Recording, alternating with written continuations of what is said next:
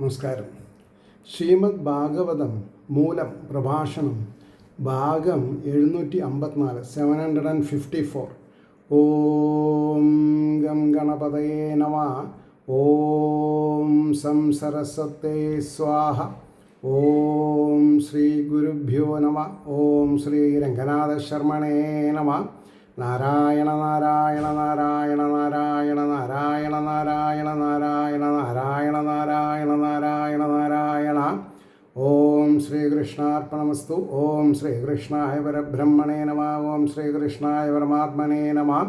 ഹരേ രാമ രാമ രാമ ഹരേ ഹരേ, ഹരേ കൃഷ്ണ കൃഷ്ണ കൃഷ്ണ ഹരേ ഹരേ. ഓം ശ്രീ രുക്മിണി സത്യഭാമാ സമേത ശ്രീ ഗോപാലകൃഷ്ണസ്വാമിനേ നമഃ. ഇന്ന് നവമസ്കന്ധത്തിൽ 7-ാം അധ്യായം തുടങ്ങണം. ഇതിൻ്റെ ഹെഡിങ് മാന്ധാതാവിൻ്റെ വംശവർണ്ണനവും ഹരിശ്ചന്ദ്ര ചരിത നിരൂപണവും. ഒന്ന് മാന്ധാതാവിൻ്റെ വംശവർണ്ണനം, പിന്നൊന്ന് ഹരിശ്ചന്ദ്ര ചരിതത്തിൻ്റെ നിരൂപണം. ഒന്നിന് കടത്തി വയ്ക്കുന്ന ഒന്ന് എന്ന് പറയുന്ന മാതിരിയാണ്. ദശമസ്കന്ധത്തിലേക്കും പോകുമ്പോഴേക്കും ഭക്തിയുടെ ഈറ്റില്ലായിട്ട് മാറാൻ പോവുകയാണ്. ഇപ്പോൾ ഇവിടെ കഴിഞ്ഞ ഓരോ കഥകൾ നമ്മൾ ആലോചിച്ച് നോക്കുമ്പോൾ അപ്പോൾ ഓം നമോ ഭഗവതേ വാസുദേവായ. ശ്രീമദ് ഭാഗവതം നവമസ്കന്ധം 7-ാം അധ്യായം ശ്ലോകം 1. ശ്രീ ശുകാവാച മാന്ധാത് പുത്രപ്രവരോയോ അംബരീഷ പ്രകീർത്തിത പിതാമഹേന പ്രവൃതോ യൗവനാശ്ച തത്സുത ഹാരീതസ്തസ്യ പുത്രോ അഭൂൻ മാന്ധാതൃപ്രവരായിമേ. അതിൻ്റെ വാക്കാർത്ഥം പറയുമ്പോൾ മാന്ധാതാവിൻ്റെ പുത്രന്മാരിൽ ശ്രേഷ്ഠനായിട്ട് യാതൊരു അംബരീഷൻ പ്രകർഷേണ പറയപ്പെട്ടുവോ, അച്ഛൻ്റെയും അച്ഛനാൽ ചേർന്നവനായ യൗവനാശ്വനും അവൻ്റെ പുത്രനായ ഹാരിതനും ഇവർ മാന്ധാതൃ വംശത്തിൽ ശ്രേഷ്ഠന്മാർ ആണ് എന്ന് പറഞ്ഞു. ഇനി അതിൻ്റെ ഭാവാർത്ഥം 7-ാം അധ്യായത്തിൻ്റെ ഒരു ആംബിയൻസ് പറയാണ്. ശ്രീ ശുകമുനി അരുളി ചെയ്തു. മാന്ധാതാവിൻ്റെ വംശത്തിൽ ജനിച്ച ഹരിശ്ചന്ദ്രൻ്റെ ചരിതം 7-ാം അധ്യായത്തിൽ വിവരിക്കുന്നു. പ്രസംഗവശാൽ നേരിട്ട സൗഭരിയുടെ ചരിതം പറഞ്ഞതിൻ്റെ ശേഷം പ്രകൃതമായ മാന്ധാതൃവംശ പരമ്പരയെയും അവരുടെ ചരിതത്തെയും പറയുന്നു. മാന്ധാതാവിൻ്റെ പുത്രന്മാരിൽ ശ്രേഷ്ഠനായ അംബരീഷൻ്റെ പുത്രൻ യൗവനാശ്വൻ. അംബരീഷൻ മാന്ധാതാവിൻ്റെ മധ്യമപുത്രനാണെങ്കിലും മാന്ധാതാവിൻ്റെ പിതാവായ യുവനാശൻ അംബരീഷനെ, അതായത് പൗത്രനെ സ്വപുത്രനായിട്ട് സ്വീകരിച്ചത് കൊണ്ടാണ് അംബരീഷന് ശ്രേഷ്ഠത്വം സിദ്ധിച്ചത് എന്ന് പറഞ്ഞു. അംബരീഷപുത്രനായ യൗവനാശൻ്റെ പുത്രനായ ഹാരീതൻ, അംബരീഷൻ, യൗവനാശൻ ഇവരാണ് മാന്ധാതൃവംശത്തിലെ ശ്രേഷ്ഠന്മാർ എന്ന് പറഞ്ഞു. ശ്ലോകം 2. നിർമ്മത ഭ്രാതൃഭിർദത്ത പുരുകുൽസായയോരകൈഹി തയാരസാതലം നീതോ ഭുജകേന്ദ്ര പ്രയുക്തയാം.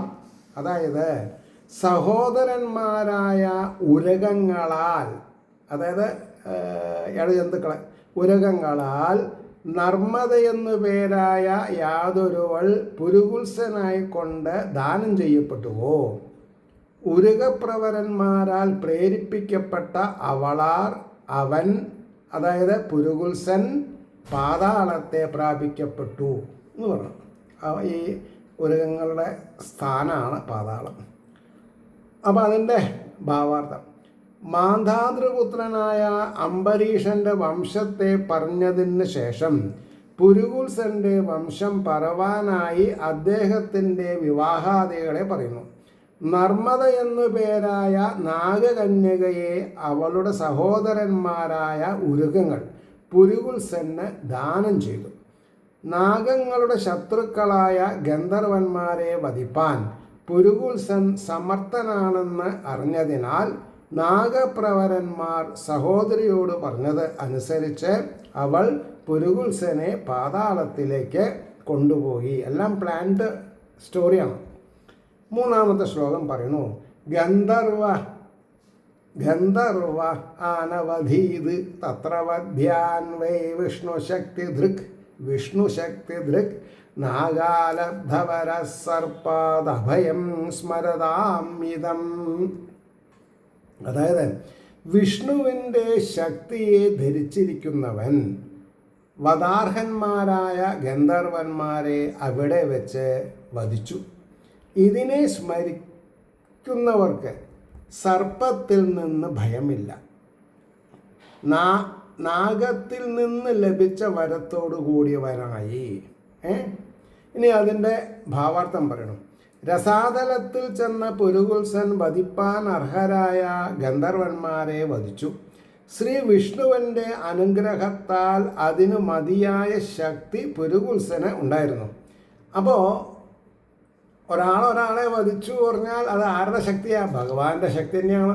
അതിപ്പോൾ ഇന്ദിരാഗാന്ധിയുടെ വധശ്രമമാണെങ്കിലും അല്ലേ, അങ്ങനെ നമ്മൾ പറയുമ്പോൾ എല്ലാം കാരണമില്ലാണ്ട കാര്യം ഉണ്ടാവില്ല, കാര്യമില്ലാണ്ട കാരണം ഉണ്ടാവില്ല, രണ്ടും ഈശ്വരനാണ്. അതുകൊണ്ടാണ് പറഞ്ഞത്, തൻ്റെ ഭാര്യയായ നർമ്മദ തന്നെ രസാതലത്തിലേക്ക് കൊണ്ടുപോയതും അവിടെ ഉണ്ടായ ഗന്ധർവ വധാതിചരിതവും സ്മരിക്കുന്നവർക്ക് സർപ്പഭയം ഇല്ലാതെയാകണമെന്നുള്ള വരം പ്രാർത്ഥിച്ചു. നാഗങ്ങൾ ആ വരം പുരുകുത്സന് നൽകി എന്നായി. നാലാമത്തെ ശ്ലോകം, ത്രസദ്സ്യു പൗരുകുത്സോയോ അനരണ്യസ്യ ദേഹകൃൽ ഹര്യശ്വത്സസുതസ്തസ്മാദരുണോ അധ ത്രിബന്ധനാം. അതായത് പുരുകുത്സൻ്റെ മകൻ അനരണ്യൻ ദേഹത്തെ ജനിപ്പിച്ചവൻ ആണ് എന്ന് പറഞ്ഞു. അതായത് ഒരു സിമ്പിൾ സ്റ്റേറ്റ്മെൻറ്റ്. പുരുകുത്സൻ്റെ പുത്രൻ ത്രിസദ്സ്യു, അവൻ്റെ പുത്രൻ അനരണ്യൻ, അവൻ്റെ പുത്രൻ ഹര്യശ്വൻ, അവൻ്റെ പുത്രൻ അരുണൻ, അവൻ്റെ പുത്രൻ ത്രിബന്ധനൻ.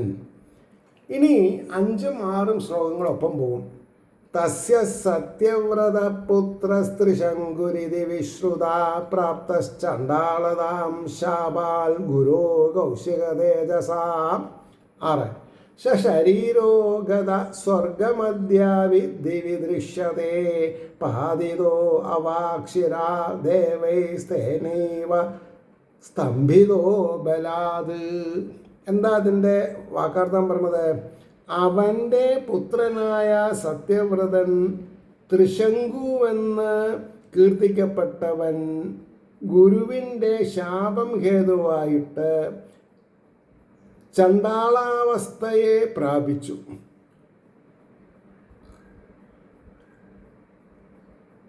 അപ്പോൾ ഒരു കാര്യം ഇവിടെ പറയണം, ഗുരുവിൻ്റെ ശാപം വാങ്ങരുത്. ആരുടെ ശാപം വാങ്ങിയാലും ഗുരുനാഥൻ്റെ ശാപം വാങ്ങരുത്. അതാണ് പറഞ്ഞത്. ശാപം ഹേതുവായിട്ട് ചണ്ഡാളാവസ്ഥയെ പ്രാപിച്ചു. എന്നിട്ടോ കുശികപുത്രൻ്റെ പ്രഭാവത്താൽ ശരീരസഹിതനായിട്ട് സ്വർഗത്തെ ഗമിച്ചു. ഇപ്പോഴും കാണപ്പെടുന്നുണ്ട്. ദേവന്മാരാൽ തലകീഴായിട്ട് പ്രാപിക്കപ്പെട്ടു. അവനവനാൽ തന്നെ തപശക്തി കൊണ്ട് സ്തംഭിക്കപ്പെട്ടു എന്ന് പറഞ്ഞു. ഇനി അതിൻ്റെ ഭാവാർത്ഥം, അവൻ്റെ, അതായത് ത്രിബന്ധനൻ്റെ പുത്രൻ സത്യവ്രതൻ, അവനു തന്നെ ത്രിശങ്കുവെന്നുകൂടി സുപ്രസിദ്ധമായ പേരുണ്ട്. ഗുരുവായ വസിഷ്ഠൻ്റെ ശാപം നിമിത്തം ആ രാജാവിന് ചണ്ഡാളാവസ്ഥ സിദ്ധിച്ചു. വിശ്വാമിത്ര പ്രഭാവം നിമിത്തം ചണ്ഡാളഭാവത്തിൽ നിന്ന് മുക്തനായി ശരീരത്തോടു കൂടി സ്വർഗത്തെ പ്രാപിച്ചു. ഇപ്പോഴും നക്ഷത്രമണ്ഡലത്തിൽ നക്ഷത്രസ്വരൂപനായിട്ട് കാണപ്പെടുന്നു. ചണ്ഡാള ശരീരത്തോടു കൂടി സ്വർഗത്തിലേക്ക് പോകുന്ന ത്രിശങ്കുവിനെ ദേവന്മാർ അവിടെ നിന്ന് തലകീഴായിട്ട് കീഴ്പോട്ടേക്ക് വീഴ്ത്തിയപ്പോൾ വിശ്വാമിത്രൻ തപപ്രഭാവത്താൽ പുതിയ സ്വർഗലോകം സൃഷ്ടിക്കാൻ ആരംഭിച്ചു. അതുനിമിത്തം ഭീതരായ ദേവന്മാർ ത്രിശങ്കുവിനെ ആകാശത്തിൽ തന്നെ സ്ഥിരനാക്കി ചെയ്തു എന്ന് പറഞ്ഞു. വളരെ ഇൻട്രസ്റ്റിംഗ് സ്റ്റോറിയാണ് അതൊക്കെ. ഇനി 7ാമത്തെ ശ്ലോകം പറയുന്നു, ത്രൈശങ്കവോ ഹരിശ്ചന്ദ്രോ വിശ്വാമിത്രവശിഷ്ടയോ യന്നിമിത്തം അഭൂത് യുദ്ധം പക്ഷിണോർ ബഹുവാർഷികം. എത്ര വർഷമാണെന്ന് പറയാൻ വയ്യ യുദ്ധം ഉണ്ടായിന്നാണ് പറഞ്ഞത്. ത്രിശങ്കുവിൻ്റെ പുത്രൻ ഹരിചന്ദ്രൻ പക്ഷികളായി ഭവിച്ചു. വിശ്വാമിത്ര വശിഷ്ഠയോ, വിശ്വാമിത്രനും വശിഷ്ഠനും യാതൊരുവൻ നിമിത്തത്തോടുകൂടി ബഹുവർഷം നിലനിന്ന യുദ്ധം ഉണ്ടായി എന്ന് പറഞ്ഞു. അതിൻ്റെ ഭാവാർത്ഥം, ത്രിശങ്കുവിൻ്റെ പുത്രൻ ഹരിചന്ദ്രൻ ആ മഹാരാജാവിൻ്റെ കാരണത്താൽ 2 പക്ഷികളായി ഭവിച്ച വിശ്വാമിത്രനും വശിഷ്ഠനും തമ്മിൽ അനേക വർഷം നിലനിന്ന യുദ്ധമുണ്ടായി. ആ കഥ ഇതര പുരാണത്തിൽ നിന്നും ഇങ്ങനെ പറഞ്ഞിരിക്കുന്നു. വിശ്വാമിത്രൻ ഹരിശ്ചന്ദ്ര മഹാരാജാവിനായി കൊണ്ട് രാജസൂയമെന്ന മഹായാഗം ചെയ്യിച്ചു. ആ യാഗത്തിൻ്റെ ദക്ഷിണയായിട്ട് ഹരിശ്ചന്ദ്രൻ്റെ സർവവും വിശ്വാമിത്രൻ ഗ്രഹിച്ചു. ഹരിശ്ചന്ദ്രൻ്റെ കുണ്ടലഗുരുവായ വശിഷ്ഠൻ അതറിഞ്ഞിട്ട് വിശ്വാമിത്രനെ കൊറ്റിയെന്ന് പക്ഷിയായിട്ട് ഭവിക്കുകയെന്ന് ശപിച്ചു. അപ്പോൾ വിശ്വാമിത്രൻ വശിഷ്ഠനെയും താറാവായിട്ട് ഭവിക്കുകയെന്നും ശപിച്ചു. തിരിച്ചും പറിച്ചും അങ്ങനെ 2 പക്ഷികളായി ഭവിച്ചു. അവർക്ക് തമ്മിൽ ബഹുകാലം യുദ്ധമുണ്ടായി എന്നാണ് കഥാ സാരം എന്ന് പറഞ്ഞു.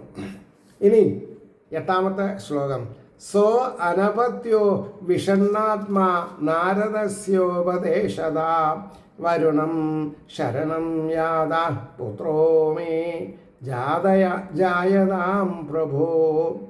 അതായത് അപത്യഹീനനായിട്ട് അവൻ ദുഃഖിച്ച മനസ്സോടുകൂടിയവനായിട്ട് നാരദൻ്റെ ഉപദേശത്താൽ വരുണനെ ശരണം പ്രാപിച്ചു. ഈശ്വര, ഹേ ഈശ്വര, എനിക്ക് പുത്രൻ ജനിക്കട്ടെ എന്ന് വേണ്ട മാതിരി പ്രാർത്ഥിക്കുകയും ചെയ്തു. ഇനി അതിൻ്റെ ഭാവാർത്ഥം പറഞ്ഞു, ഹരിചന്ദ്രന് സന്താനമുണ്ടാകാതിരിക്കുന്നതിനാൽ മനസ്സിൻ്റെ ദുഃഖം ഉണ്ടായി. നാരദമുനി വരുണനെ സേവിക്കാൻ ഉപദേശിച്ചു. ഹേ പ്രഭോ, എനിക്ക് പുത്രനുണ്ടാവാൻ അനുഗ്രഹിക്കണം എന്നുള്ള പ്രാർത്ഥനയോടുകൂടി വരുണനെ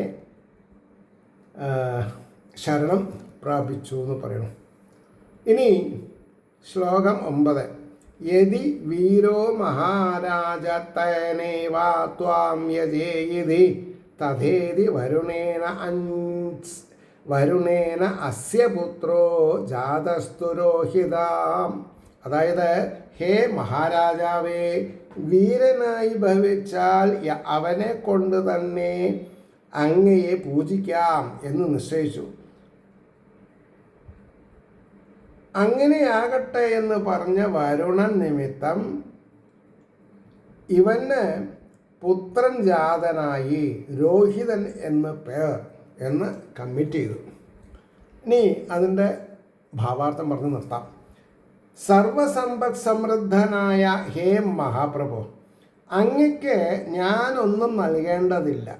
എങ്കിലും വീരനായ പുത്രൻ ജനിച്ചാൽ ആ പുത്രനെ തന്നെ പശുവാക്കി കൽപ്പിച്ചിട്ട് ഞാൻ അങ്ങയെ യജിക്കാം എന്ന് പ്രാർത്ഥിച്ചു. ഈ പ്രാർത്ഥനയിൽ നിന്ന് പുത്രാശ രാജാവിൻ്റെ വിചാരശക്തിയെ തന്നെ അപഹരിച്ചതായി കാണപ്പെടുന്നു. അപ്രകാരമാകട്ടെ എന്ന് വരുണൻ അനുഗ്രഹിച്ച് അത് നിമിത്തം പുത്രൻ ഉണ്ടായി. അവന് രോഹിതനെന്ന് നാമകരണം ചെയ്തു എന്ന് പറഞ്ഞു. അങ്ങനെ ഇരിക്കുന്ന ശ്രീഹരിയുടെ അനുഗ്രഹാശിസ്സുകൾ നിർലോഭം എല്ലാവർക്കും ഉണ്ടാവട്ടെ എന്നും ലോകാസമസ്ത സുഖിനോ ഭവന്തു ആയിരിക്കട്ടെ നമ്മുടെ പ്രാർത്ഥന എന്നും സ്മരിച്ചുകൊണ്ട് വാക്കുകൾ ഉപസംഹരിക്കുന്നു. നമസ്കാരം. നാളെ കാണാം.